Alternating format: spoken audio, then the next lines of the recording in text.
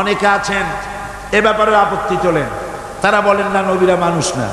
আচ্ছা, নবীরা যদি মানুষ না হয়, নবীরা কি জেন?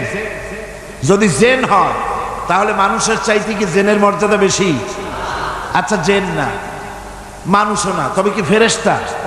নবীরা যদি ফেরেশতা হয় তাহলে ফেরেশতার মর্যাদা মানুষের চাইতে বেশি না কম? মানুষের মর্যাদাই তো বেশি। সুতরাং নবীরা সব কি ছিলেন? বিশ্বাস করুন, আকীদাকে মজবুত করুন, সমস্ত নবীরা মানুষ ছিলেন। জোরে বলেন, সমস্ত নবীরা কি? আল্লাহ রাব্বুল আলামিন